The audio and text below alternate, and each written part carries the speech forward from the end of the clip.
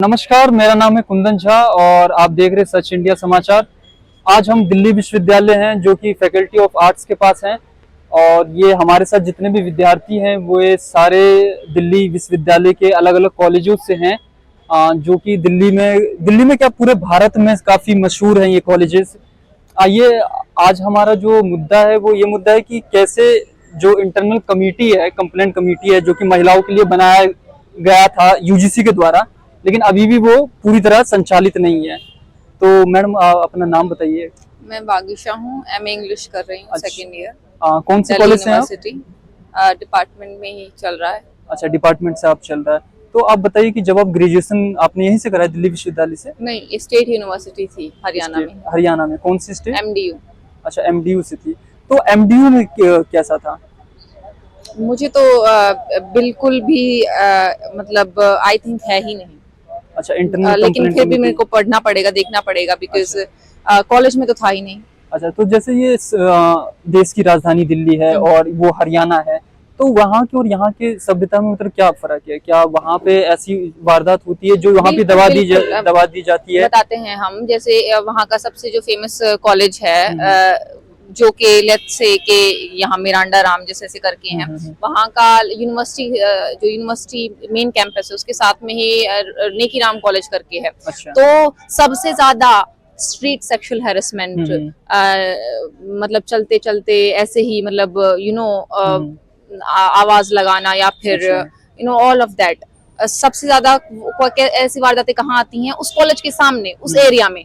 तो क्या किया जा रहा है? और उसके ऊपर कॉलेज के अंदर जो है महिलाएं बिल्कुल भी सेफ फील नहीं करती हैं। मेरी खुद की बहन वहां पढ़ती है। अच्छा। तो पर्सनली मुझको स्पेस के बारे में पता है। अच्छा। तो कैसे जो है बहुत ही तेज तेज आवाज में 3-4 लड़के बाइक पे ऊपर, एक बाइक के ऊपर, और मतलब पूरा एक जो हेजेमनी है, हेजेमनाइज एक जेंडर के द्वारा स्पेस को कर लिया गया है। अच्छा। और जो दूसरा मतलब महिलाओं का या फिर जेंडर माइनॉरिटीज हैं, वो बिल्कुल आप कहिए एक जगह से कुड़ के मतलब वहां तो ये हालत है। अच्छा, तो जैसे कि ये जो वारदातें होती है ये कॉलेज के मतलब प्रीमाइसेस में होती है या ये प्रीमाइसेस से बाहर होती है? नहीं, मतलब वो पूरा का पूरा एक यूनिवर्सिटी एरिया है ना। जैसे अच्छा। एक आप ये लगा लीजिए कि कुछ 100 मीटर के ही डिस्टेंस पे कॉलेजेस हैं एक दूसरे के। लेट्स से महारानी किशोरी कॉलेज या फिर नेकी राम कॉलेज, उससे थोड़ा दूर जाट कॉलेज, फिर university campus.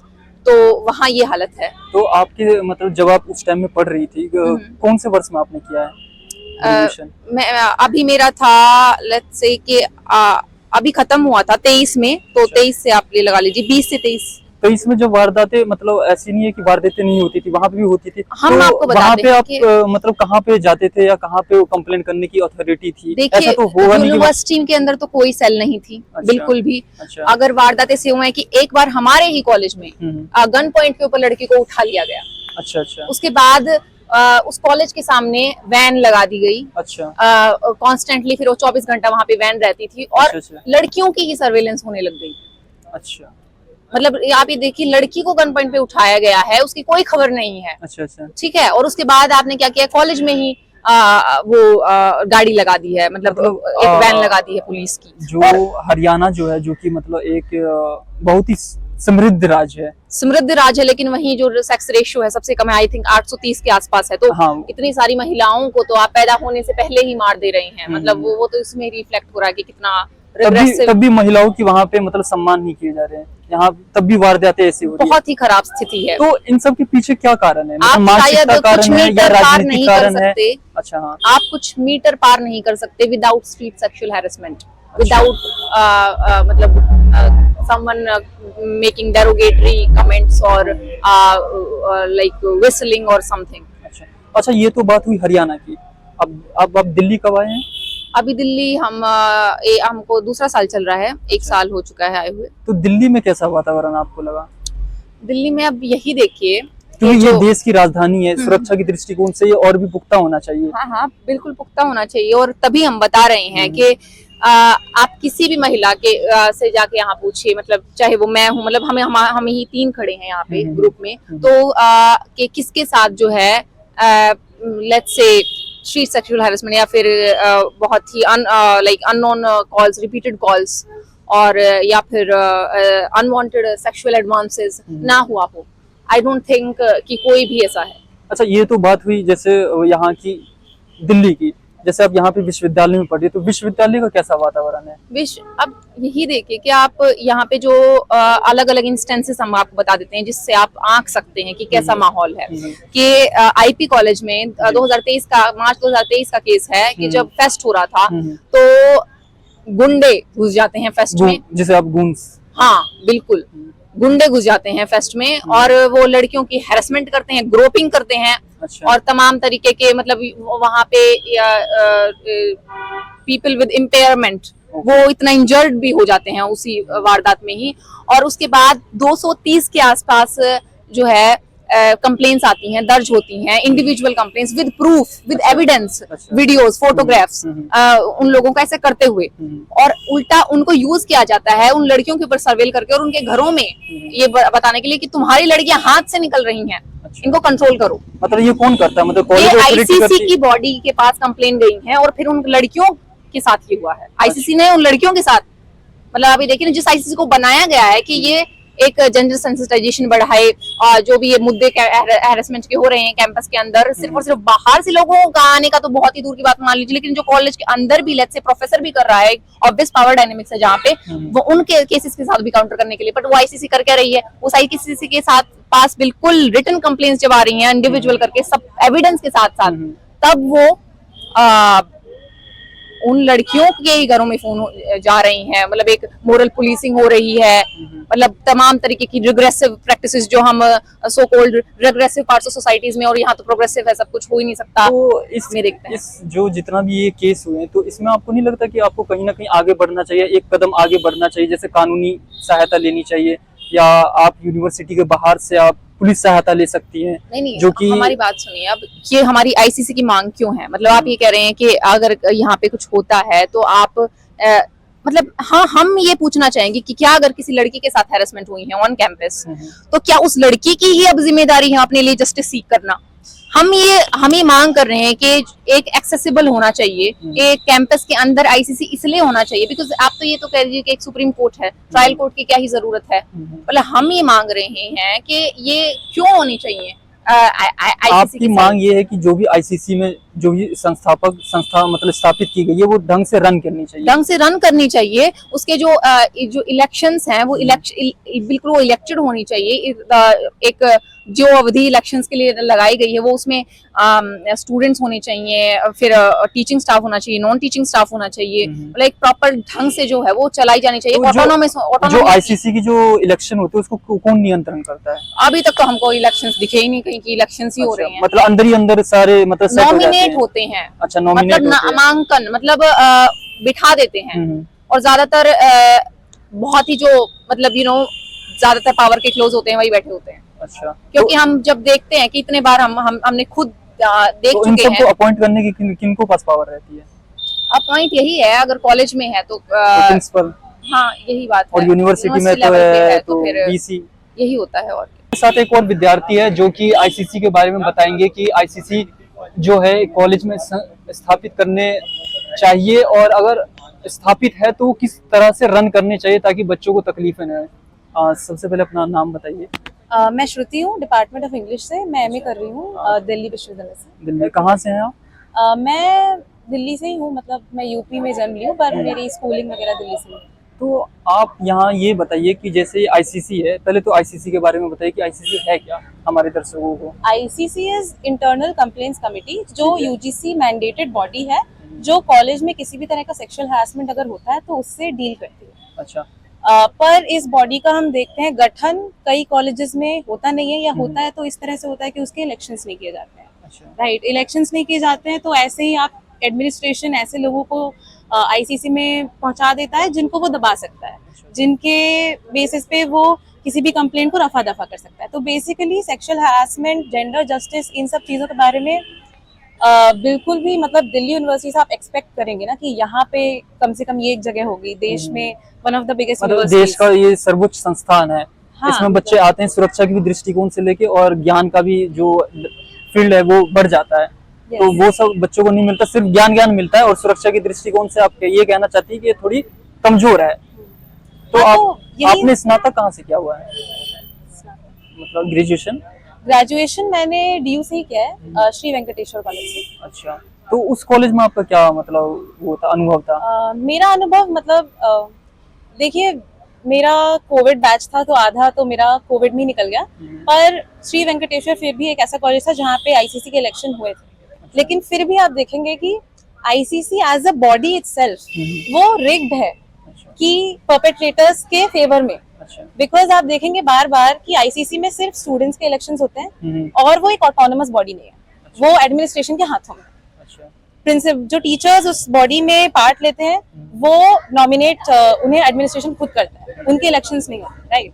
So what they do is, even though that Venkateshwar, I mean that was a model which is better than a lot of other DU colleges जहाँ पे आईसीसी के इलेक्शंस नहीं होते हैं, जहाँ पे पता ही नहीं होता बच्चों को कि आईसीसी क्या है, वो हमसे पूछते हैं क्या है, राइट?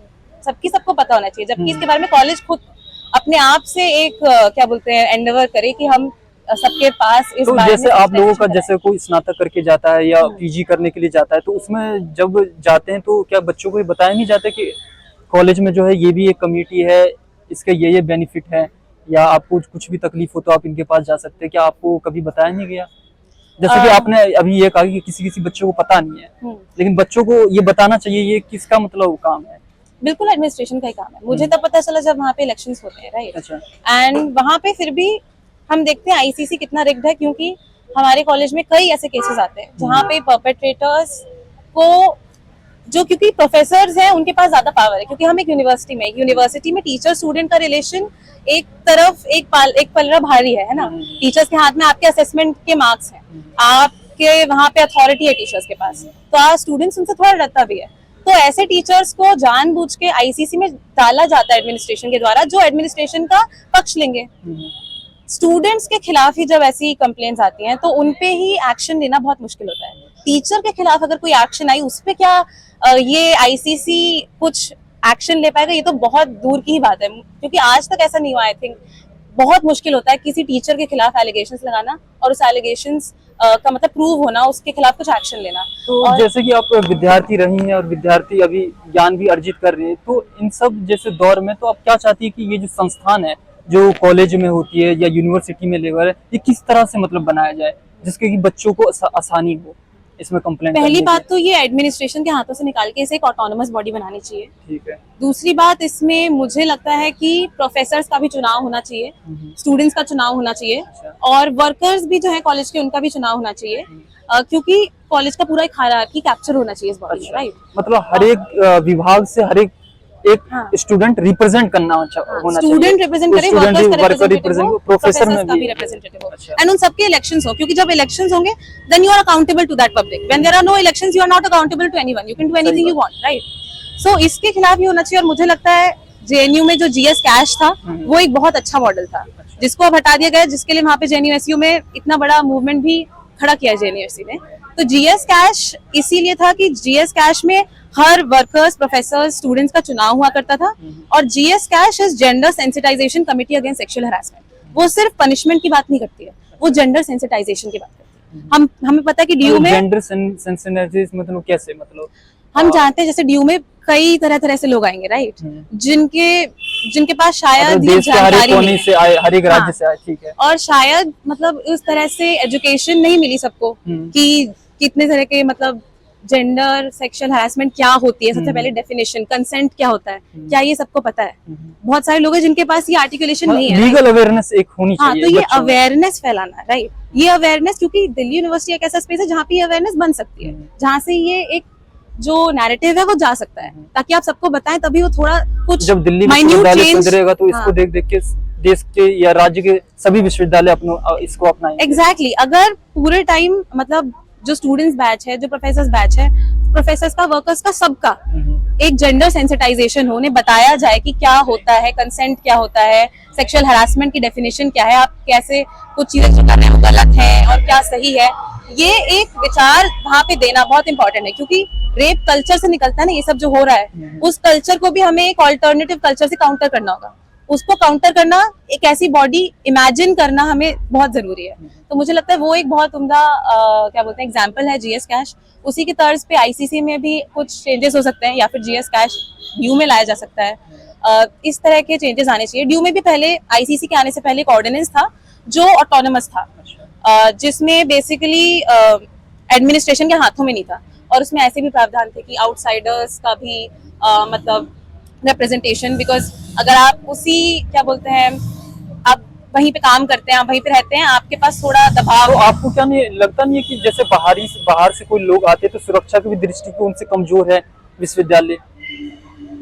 सिर्फ बाहर के लोग आने से नहीं है ना, यूनिवर्सिटी के अंदर भी तो कमजोर है। अच्छा। हम हाँ, बाहर से लोग आए और वो बदतमीजी करते हैं, पर कॉलेज के अंदर भी तो कितनी बदतमीजी होती है, और जब कॉलेज के अंदर बदतमीजी होती है उसे कॉलेज दबाता है, क्योंकि तब उसकी रेपुटेशन पे बात आती है। वो इस तरह से नहीं देखते कि इस लड़की के साथ कुछ गलत हुआ या इस बच्चे के साथ गलत हुआ, वो इस तरह से देखते हैं हमारे कॉलेज का नाम खराब होगा। ये मीडिया में नहीं फैलना चाहिए। वो अच्छा, यूजीसी ने कोई हेल्पलाइन इसके नंबर शुरुआत करी है? कोई हेल्पलाइन नंबर हो जिसपे कॉलेज आपको नहीं सुन रहा हो, जिसपे डायरेक्ट यूजीसी सुन रहा हो? ऐसा कोई मेरी जानकारी में तो नहीं है। अच्छा। यूजीसी ने आईसीसी मैंडेट किया है, और बस वो आईसीसी तो ही है। इसकी जो कंप्लेन है आप फिजिकल मोड से जीत सकते हैं? आईसीसी में या मतलब कोई जो online रिप्रेजेंटेटिव्स होते हैं उनके नंबर्स वगैरह अवेलेबल कराए जाते हैं जब वो इलेक्ट होते हैं। उनके नंबर्स और वो कौन है आपको पता होता है, तो आप फिजिकली या उन्हें कांटेक्ट करके किसी भी तरह से तो क्या complaint इसका दर्ज कर ऑनलाइन सिस्टम भी होना चाहिए? सकते हैं। हाँ, हो ही सकता है, और मतलब होना ही चाहिए। आप जैसे आप कह रहे हैं कि ये चीजें को दबाई जाती है, अन्य कोई कंप्लेन करता है तो ये चीजें दबा दी जाती है, तो क्या कंप्लेन को ऑनलाइन बनाने से पारदर्शिता रहेगी एक, जिसमें पारदर्शिता तो मतलब मुझे Online- नहीं लगता रहेगी, क्योंकि पूरा सिस्टम आपके खिलाफ है, राइट। आपको जस्टिस मिलना बहुत टफ है, और जब जस्टिस मिलता भी है तो उसके बाद जो विक्टिम्स हैं उनसे आप बात करिए, आपको पता चलता है कितना ट्रॉमा वो झेल के आए हैं, है ना। वो ऑलमोस्ट टूट चुके होते हैं अंदर से। तो इसमें जो एक्यूज जो होता है वो कौन से बैकग्राउंड के होते हैं और उनकी क्या मानसिकता रहती है? जैसे मेनली जो क्रिमिनल्स होते हैं वो दो तरह से होते हैं, एक तो जो साइकोलॉजिकल क्रिमिनल होता है, एक सेकंड होता है जो इकोनॉमिकल पावरफुल रहता है, उसको ये डर नहीं रहता है कि मैं ये कर लूंगा तो मैं कुछ अंदर चला जाऊंगा या जेल के अंदर चला या मुझे पनिशमेंट हो जाएगी। तो किस तरह की मानसिकता यहाँ पे रहती है? आई थिंक हमारे समाज में ही इस तरह की मानसिकता है ना कि ये सब बहुत नॉर्मल है। ईव टीजिंग बहुत नॉर्मल है। ईव टीजिंग को कई लोग सेक्सुअल हरासमेंट भी नहीं मानेंगे। अगर हमने उसको सेक्सुअल हरासमेंट बना दिया, मेरे कॉलेज में ऐसा केस था कि ईव टीजिंग होती है and then we approach people, we tell them कि ये sexual harassment, and people like ये तो बस ईव टीजिंग है, ये तो बहुत नॉर्मल है, ये तो होता ही है, इसमें क्या बड़ी बात है।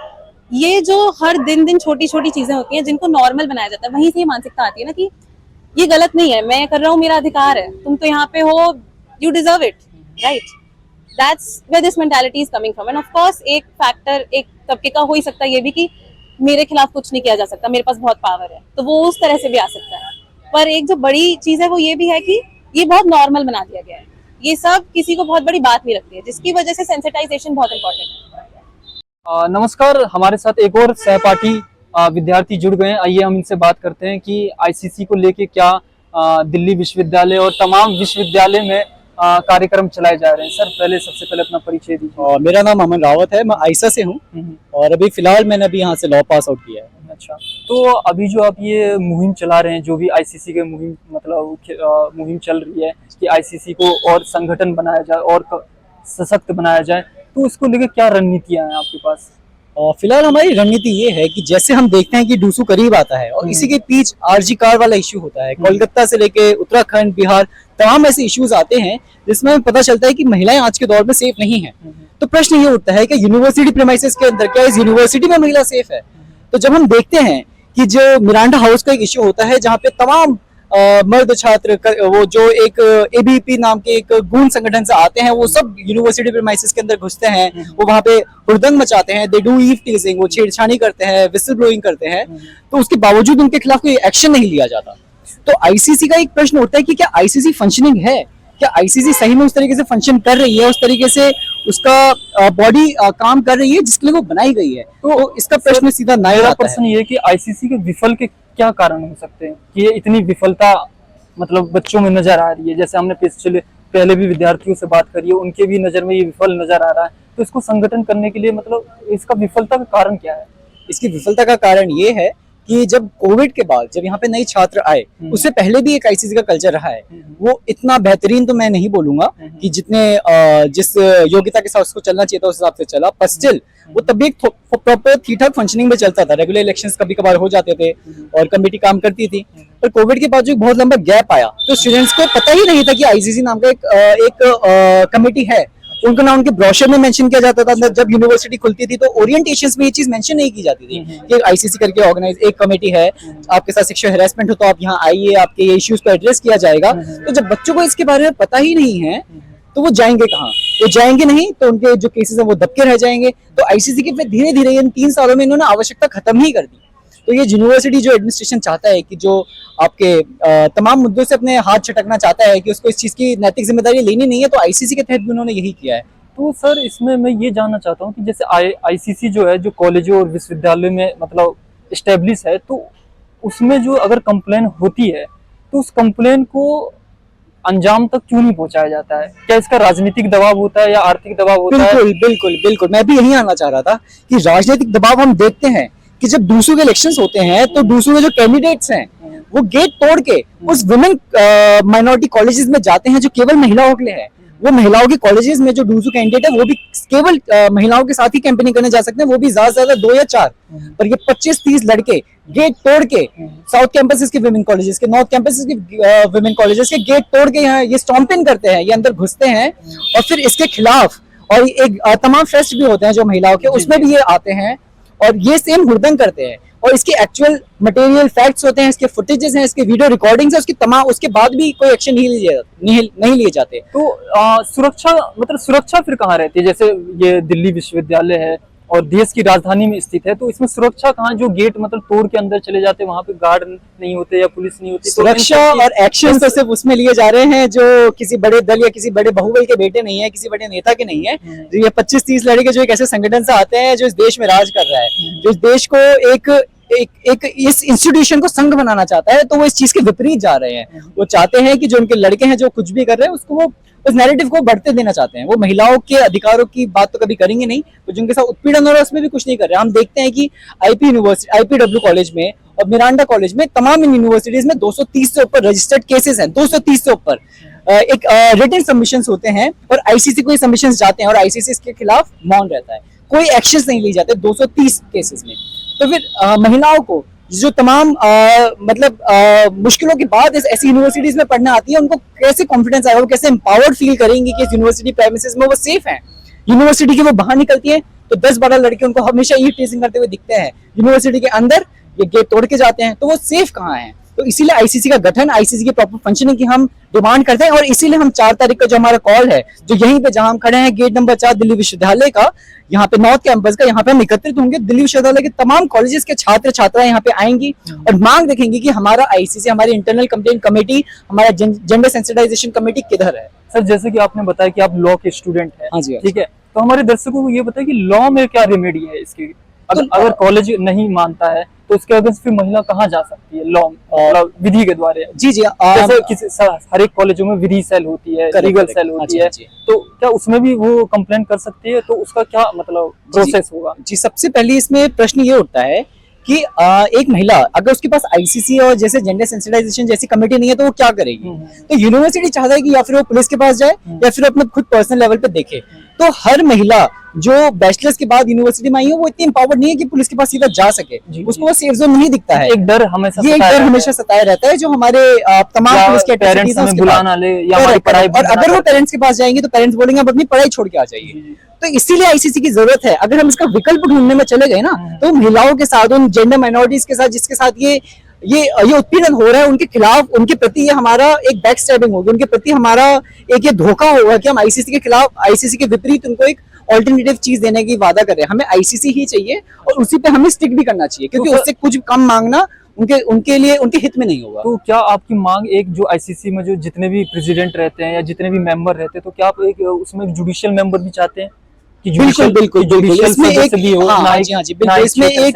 इसमें एक आप जो आपने बात बोली है बहुत बेहतरीन विकल्प भी है, जिसको हम अपनी डिमांड्स में भी रखेंगे कि एक जुडिशियल कमेटी का मेंबर या फिर यूनिवर्सिटी के पूरे लेवल में या कैंपसेस के लेवल में कोई ना कोई तो होना चाहिए जो चेक्स एंड बैलेंसेस रखे। हाँ, जो लीगल सेल को देखता हो Correct, उनको भी हाँ। मेंबर बना देने चाहिए। बिल्कुल, और उसमें अगर महिला हो अगर लीगल सेल में तो और बेहतरीन होगा, और बेहतरी होगी ताकि इस चीज में। हाँ। ताकि जो महिलाएं अपनी बातों को बिल्कुल रख बिल्कुल। सके। क्योंकि दिल्ली विश्वविद्यालय के भी जब चुनाव चलते हैं तो तमाम मर्द होते हैं जो सिर्फ डूसू लड़ते हैं और वही जीतते हैं। तो ये बड़े संगठन है एनएसयूआई, एबीपी, इन्होंने तो कभी महिलाओं को टिकट देना भी वाजिब नहीं समझा कि कभी प्रेसिडेंट कोई महिला बने। जी। और इस यूनिवर्सिटी को 10-15 साल से ज्यादा हो गया हमने महिला प्रेसिडेंट देखी नहीं है। उससे पहले भी जो आई है वो डमी कैंडिडेट्स की तरह थी, जो काम उन्हीं पुरुष जो पुरुष प्रथा वाली सोच है उन्हीं के अनुरूप करती थी।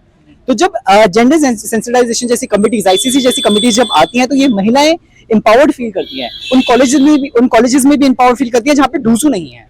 तो हमारी ये मांग इसीलिए है ताकि हर महिला सशक्त रहे और उसको अपने आप में एक विश्वास हो कि जब उसके साथ उत्पीड़न होता है तो एक कमेटी उसको देखने के लिए, एक कमेटी उसकी बातें सुनने को है और उसको उसका अधिकार, उसको उसका हक और उसको उसकी जो उसको जस्टिस है वो दिलाने में वो तो योगदान कोई दे। हेल्पलाइन नंबर की भी आप डिमांड कर रहे हैं सर, जैसे कोई हेल्पलाइन नंबर हो? जी बिल्कुल, जो आईसीसी का जो पूरा बॉडी होगा ये हेल्पलाइन नंबर का डिस्ट्रीब्यूशन होगा कैसे, क्योंकि आईसीसी में आपके जो स्टूडेंट्स जो उसमें भागीदारी देंगे, जो उसके वो इलेक्टेड मेंबर्स होंगे वो भी होंगे, कुछ टीचर्स भी होंगे और बाकी जो आपने जैसे बताया कि कुछ कमिटीज के लोगों को भी इसमें डाला जाए वो सब होंगे। तो जब यूनिवर्सिटी का ओरिएंटेशन होता है तो यूनिवर्सिटी में अलग अलग वर्कशॉप्स होती है, तो वैसे ही आईसीसी की वर्कशॉप, आईसीसी का ब्रोशर में जो यूनिवर्सिटी के या कॉलेज के ब्रोशर होता है उसमें मेंशन हो, जिसे बताया जाए कि आपके साथ अगर कुछ भी होता है तो आप इस पर्टिकुलर टीचर या इस पर्टिकुलर स्टूडेंट्स में इस पर्टिकुलर नंबर पे रीच आउट कर सकते हैं। तो हमारी तो ये मुख्य मांग में से एक रहेगा कि आईसीसी की प्रॉपर फ्रेमिंग हो और उसमें ये सब चीजें मेंशन की जाए कि एक फिजिबिलिटी हो, एक बहुत बड़ी दीवार ना हो कि वो वहां तक पहुंच ही ना पाए। तो वो दीवार तोड़ने का और वो एक ब्रिज बनाने का हमारा काम रहेगा इसमें। जी धन्यवाद सर, बहुत बहुत धन्यवाद।